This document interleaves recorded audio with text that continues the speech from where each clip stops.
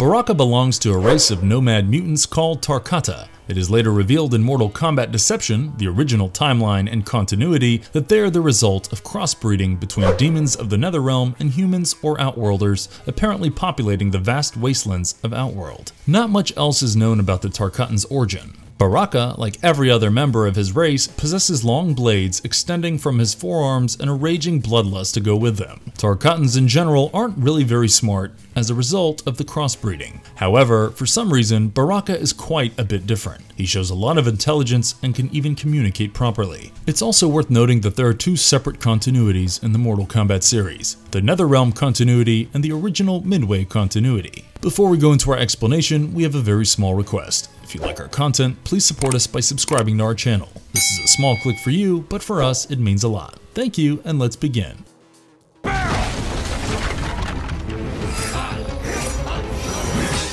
History of Baraka. Having some degree of both smarts and intellect allows him to climb the Tarkatan ranks to the top. His intelligence is what allows Baraka to think freely and plan what's best for him and his people. This gave him the ability to lead the Tarkatans, a very formidable legion. Now, because of this, Shao Kahn became very interested in them. As the Tarkatan army joined forces with Shao Kahn, they waged war and just went on killing sprees across the realms. The brute force of the Tarkatans, leaving only piles of corpses in their wake, impressed Shao Kahn quite a bit. Later, after the fall of Edenia, Shao Kahn had held Queen Sindel and Kitana hostage. After Sindel took her own life, we see that Shao wants to create a daughter to match his name and reputation. For this, he wanted mainly to mix the physicality and strength of an Edenian with a raging bloodlust of a Tarkatan. This led to the eventual birth of Mileena. Baraka is not present in the first Mortal Kombat game, so how exactly is he introduced to this universe? At the end of Mortal Kombat 1, we see that Shang Tsung is unable to defeat Earthrealm in the first tournament.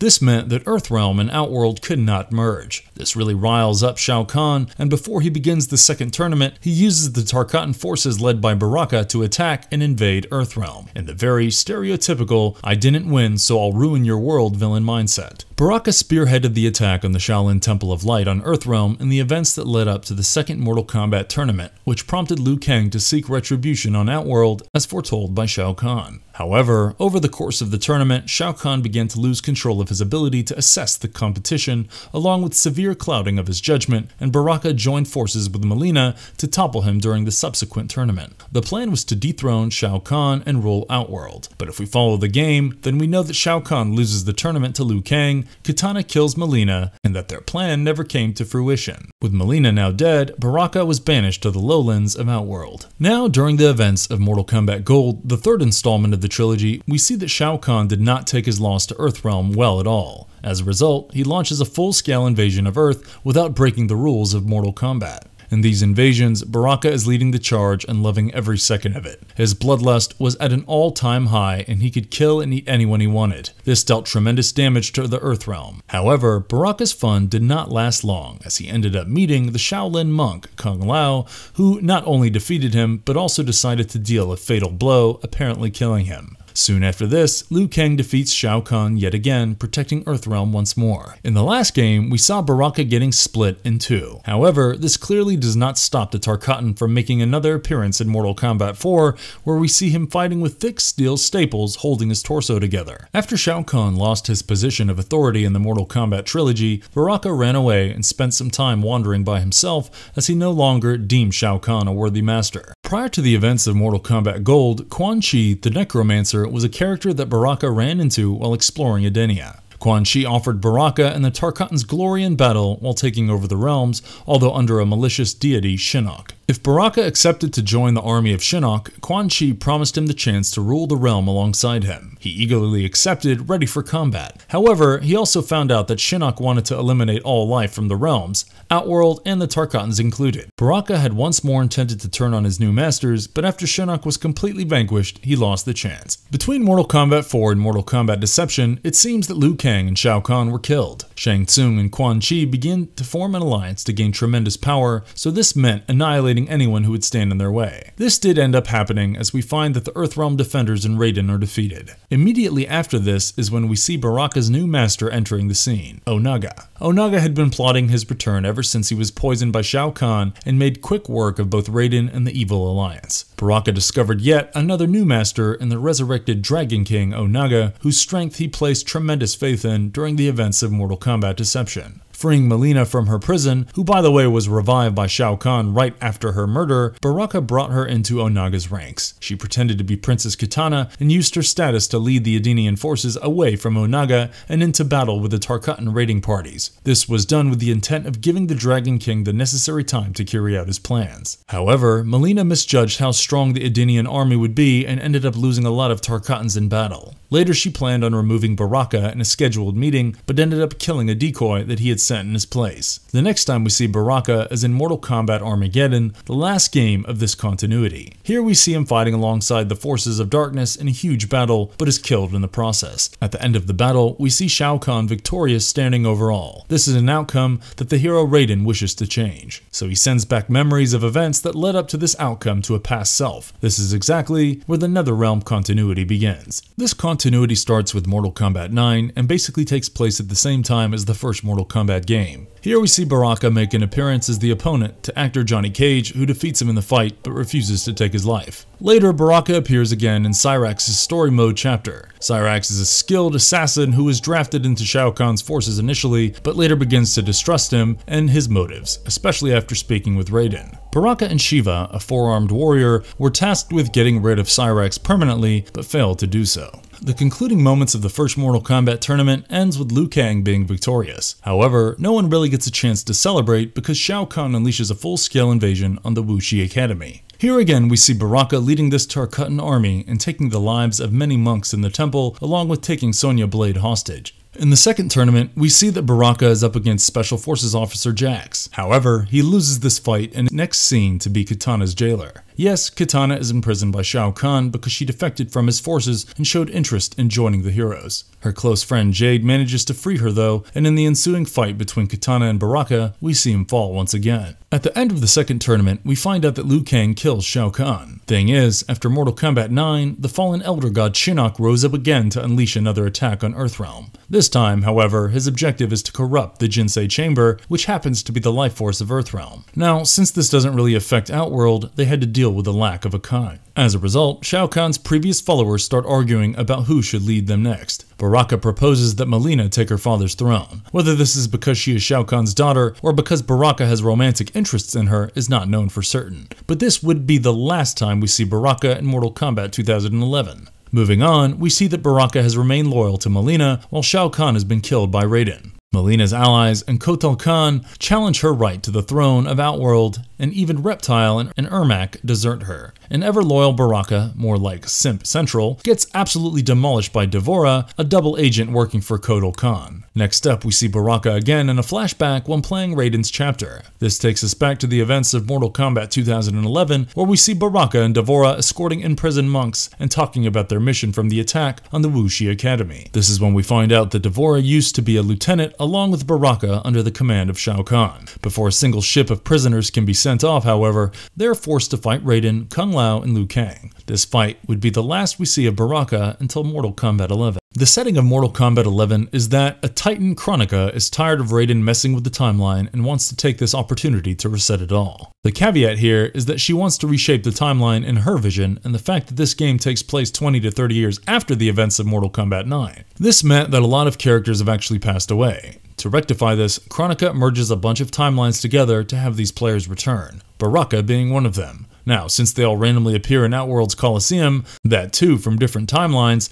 they're all very confused and break into a fight. However, we see Kotal Kahn very clearly show his distaste in the Tarkatan race, battle Baraka, and defeat him. However, before Baraka is killed, Devora shows up and saves him. Once they're all transported to Devora's hive, Kronika shows up and shares her plan with them. Shao Kahn was a little hesitant at first, but accepted her offer. While Kronika takes her time to build her hourglass of time, Baraka and his team find shelter in a Tarkatan camp. camp. Their safe haven is short-lived, however, because Kotal and Jade soon show up at their position. Luckily for Baraka and his allies, Kotal and Jade break into a fight between themselves and get captured by Shao Kahn in the process. Their absence does not go unnoticed, however, and soon enough the camp is stormed by Kitana, Kung Lao, and Liu Kang. On confronting Baraka, Kitana tells him of her plan. This is because she is well aware that anyone who follows Shao Kahn does so out of compulsion because their world has been destroyed or taken over. So she makes Baraka an offer to join her side and defeat Shao Kahn once and for all so that all the races of Outworld can live in peace and harmony. Baraka hesitated a bit, but eventually prioritized his people and their future. Next, we see Kitana's forces and the Tarkatan army rush Shao Kahn in the Outworld Coliseum, killing him in the process. The last we see of Baraka is him and his allies trying to attack Kronika's keep, but they are already too late, and she manages to reset the timeline.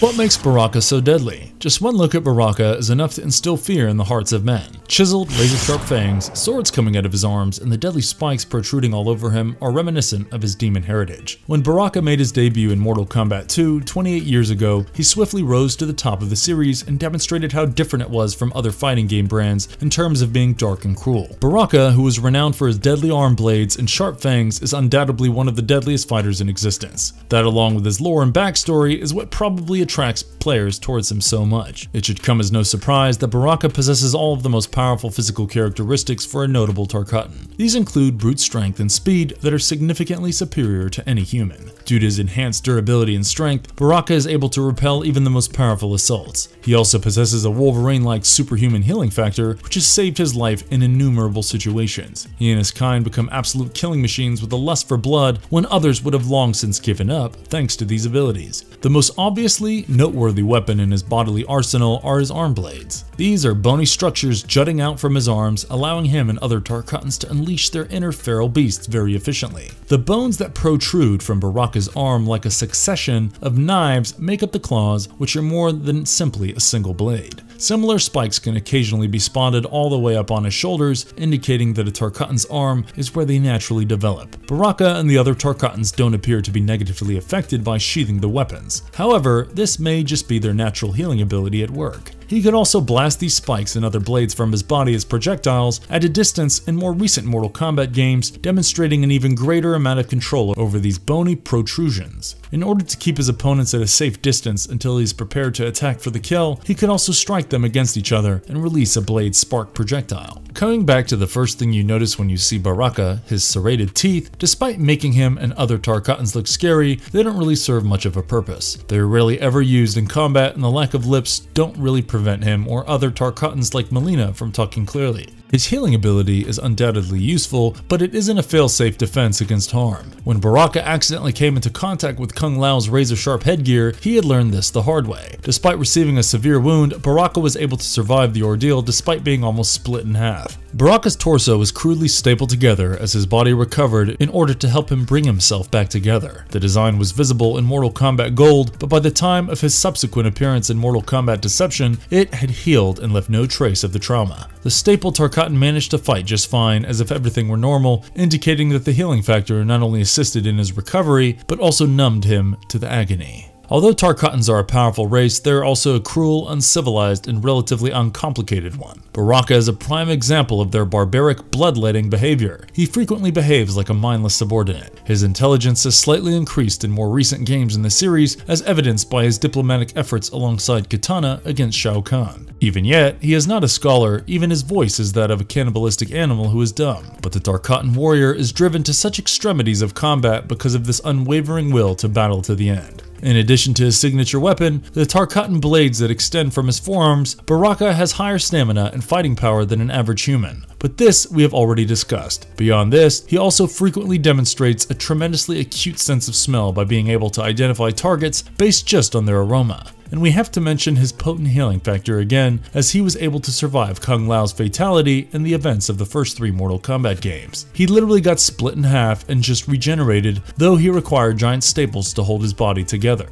which, honestly in our opinion, was a really nice touch by the developers. With the addition of body spikes in Mortal Kombat 11, he can now defend himself by shooting the spikes out of his back. Additionally, seen by a variety of special moves, most notably his fatal blow, Baraka appears to be able to snap off and regrow his Tarkatan arm blades at whim.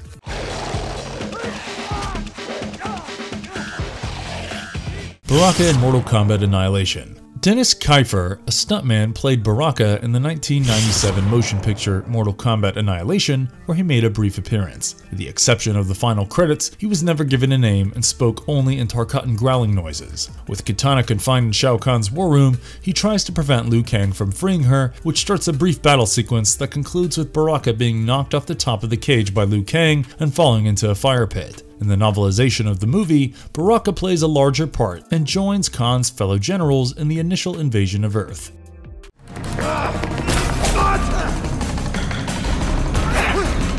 Baraka appearances in other media. Baraka appeared in his own one-shot issue that was published in June 1995 as part of the Mortal Kombat comic book series by Malibu Comics. He also has supporting roles in the miniseries Goro, Prince of Pain, and Battle Wave. In every instance, he was presented as an aggressive, brawn-over-brains type who spoke in slurred English. Baraka is portrayed by Fraser Aitchison in Mortal Kombat Legacy. In the 4th episode's flashbacks, it is revealed that he commanded the Tarkatan armies as they overran Edenia and merged it with Outworld, mowing down countless defenseless Edenians with his blades. When King Jared makes an attempt to help Queen Sindel and the infant Kitana escape, Baraka personally kills one of the king's dummies. He uses his blade lift fatality to kill the decoy. That, however, was his only appearance in the entire series. Martial artist Lateef Crowder portrays Baraka in director Kevin Toncha Rowan's 2010 short Mortal Kombat Rebirth. His background is altered as a metamorphosis of Alan Zane, a former plastic surgeon who went insane and murdered over 24 more people after inadvertently killing one of his patients. Then, in addition to sporting dreadlocks, he defaces his face with multiple piercings, filed down teeth, and a pair of long metal blades fastened to his forearms. He later fights and kills Johnny Cage, a Jax undercover agent. In Toncha Rowan's Mortal Kombat Legacy web series, where Baraka made an appearance in one episode of the 2011 first season, these alterations were not preserved and his backstory was changed to reflect his original Outworld roots. In the animated film released in 2021, Mortal Kombat Legends Scorpion's Revenge, Baraka makes a fleeting cameo appearance before being murdered by Cage in a battle.